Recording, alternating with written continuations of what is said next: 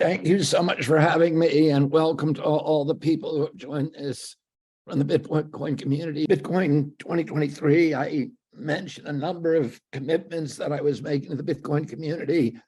My uncle, President Kennedy, when he was in office, understood the importance of hard currency and the dangers of having pure fiat currency with no other option. He understood the relationship between fiat currency and war, very, very destructive environmental projects, and also these giant aggregations of wealth and the unbalance of the disparities in wealth that are the ultimate yield of every fiat currency. And then also the threat to America from the inflation and ultimately the destruction of the dollar as the global currency.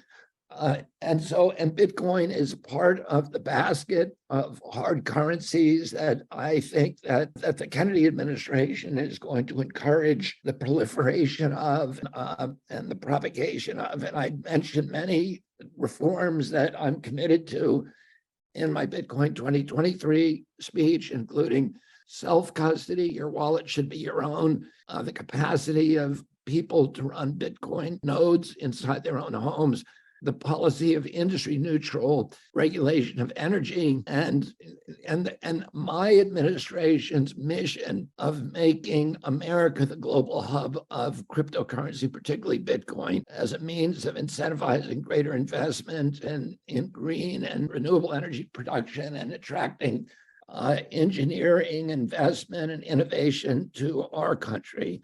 Some kind of sensible jurisdiction and governance that recognize that Bitcoin is not a security and should not be regulated as one. And then also to put an end to the current policies of the Biden administration that are embodied by Choke Point 2.0 to punish banks for dealing in Bitcoin, and also to make strong barriers against the issuance of central bank digital currencies. I want to talk today about two additional reforms that we've given a lot of thought to and are going to be part of our package. Like Singapore, Germany, Switzerland, Puerto Rico, and Portugal, the Kennedy administration will exempt the conversion of Bitcoin to the US dollar from capital gains taxes.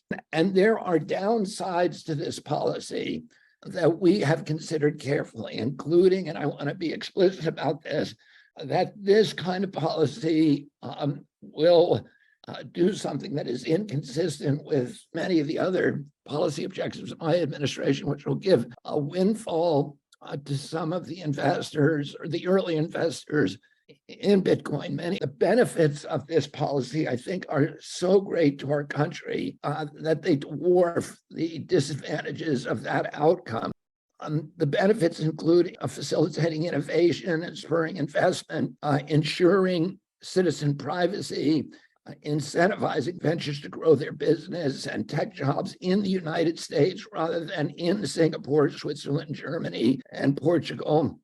One of the factors in this decision is that non-taxable events are unreportable. And that means it will be more difficult for governments to weaponize currency against free speech, which, as many of you know, is one of my principal objectives, and other civil liberties, as occurred in Canada during the Trudeau government, during the COVID administration. There's one of the historical factors that we looked at was what happened when the Clinton administration took the very controversial policy of exempting e-commerce from taxes. And, people said, well, that's going to benefit certain wealthy people and certain classes of individuals. But what really happened is it attracted engineers to the United States. Companies like eBay, like PayPal, like Amazon, which remained in the United States and headquartered in our country. And we attracted engineering talent from all over the world to grow that industry. And Silicon Valley is largely a result of that policy. So that policy stayed in place for 10 years. And as I said, it was very controversial in the beginning.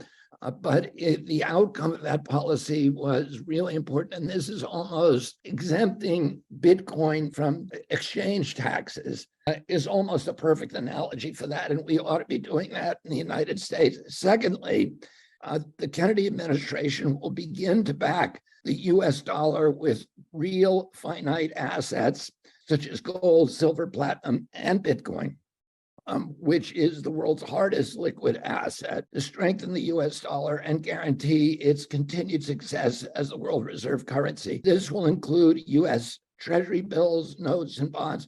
My plan would be to start very, very small. Perhaps 1% of issued T-bills would be backed by hard currency, by gold, silver, platinum, or Bitcoin. And then depending on the outcome, we would increase that annually. And what this will do is it will, ironically, we will be able to use Bitcoin to help save the US dollar.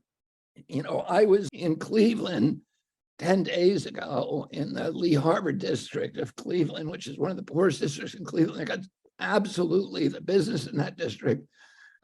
It's almost all African-American. We're almost completely wiped out by the COVID epidemic. There are a few remaining businesses, and they are now being wiped out by inflation. Of course, everybody, the poor, are being decimated by inflation in this country, and people on fixed incomes. And Bitcoin would be a hedge against that.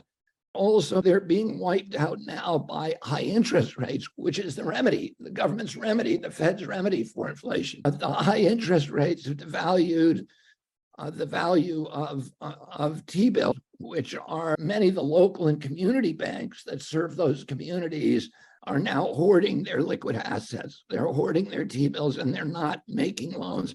And I met with an African-American woman who had one of the few surviving businesses in that community, a sausage business that had been in her family for 80 years. And she's closing it now because she cannot get a small loan, even a small loan, from a local bank. They're simply unavailable because the banks are not putting any liquidity into those communities. And we need to change that. And one of the ways to change that is to strengthen the perception and the value of T-bills so that they do not degrade like that. And this is a way of doing that. So those are the two announcements I'm going to make for today.